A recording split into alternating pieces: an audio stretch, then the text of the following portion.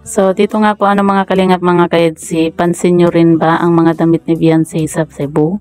So, yan po yung ating pag-uusapan po mamaya mga kalingap mga ka-EDSI. Pero bago po natin ipagpatuloy ang video ito sa mga bago pa lang po sa ating munting channel, huwag po natin kalimutang suportahan ang ama ng Kalingap Kuya Val Santos Matubang at Kalingap Rab.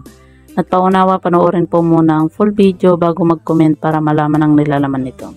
So, dito nga po mga kalingap mga ka-EDSI, napansin nyo rin po ba yung mga pananamit nga po ni Beyonce sa Cebu? Yung mga isinusuot nga po niya. Pansin nyo mga kalingap, sa akin po mga kalingap napansin ko, puro mahahaba na po yung mga isinusuot ni Beyonce nung pumunta nga po sila dito sa Cebu. Dahil nga po nung pumunta po sila ng Palawan, kung matatandaan nyo mga kalingap, diba, nagsusot itong si Beyonce ng mga sexy. Tapos laging sinasabihan nga po ni Kalingap Edu itong si Beyonce nga po mga kalingap. Kaya siguro itong si Beyonce nung pumunta na po sila ng Cebu, puro mahahaba na po yung mga dinala po niya na mga isusuot kasi masunurin itong si Beyonce kay Kalingap Edu nga po Pero nakakamiss din po mga kalingap yung mga suot ni Beyonce po na mga sexy, 'di ba? Yung kagaya po ng suot nga po niya nung pumunta sila ng Palawan, 'di ba? Saka bigay naman po 'yun ng mga sponsor at saka bagay naman po kay Beyonce po, no?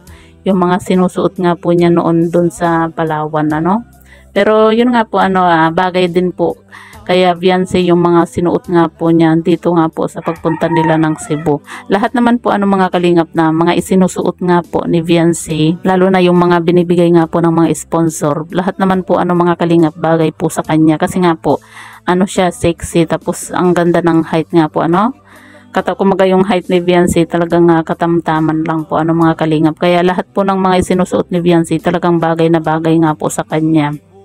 Kahit nga po nung sumayaw sila ng TikTok ni Kalingap Edu, di ba? Gustong-gusto ko po yung suot ni Beyonce na yun mga kalingap. Kahit nasabihin nating mahaba, talagang ang ganda sa kanya yung damit na yun. At saka marunong naman po kasi itong si Beyonce nga po mga kalingap. Dahil nga po, di ba, nung pumunta sila ng Palawan, syempre beach yun, di ba? Kaya yung mga suot ni Beyonce, talagang mga sexy kasi syempre beach yun, di ba? Talagang marunong po itong si Beyonce nga po mga kalingap. At saka ang maganda lang po kasi kay Beyonce mga kalingap, talagang pinapakita po niya sa mga sponsor na nagbibigay po ng mga damit sa kanya na talagang pinapakita niya na isinusuot niya yung mga to, kumaga mahalaga kay Beyonce talaga lahat ng mga ibinibigay ng mga sponsor sa kanya. Kaya lahat po talagang ginagamit po niya, Pero yun nga po mga kalingap, kagaya na lang po ng pagsuot din po ni Beyonce ng sexy. Yung iba, makakarinig ka po sa kanila ng hindi magandang komento, na kahit na hindi naman ganun kaseksihan itong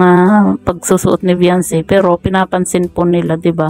Palibhasa kasi, 'di ba? Siguro hindi sila sexy kaya ganun na lang nila pansinin itong si Beyonce nga po mga kalingap. So yan po mga kalingap, napansin nyo rin po ba yung ganung pagsusuot ni Beyonce na mahaba dito sa Cebu, sa pagpunta nila sa Cebu? I-comment nyo lang po sa ibaba at babasahin po natin isa-isa.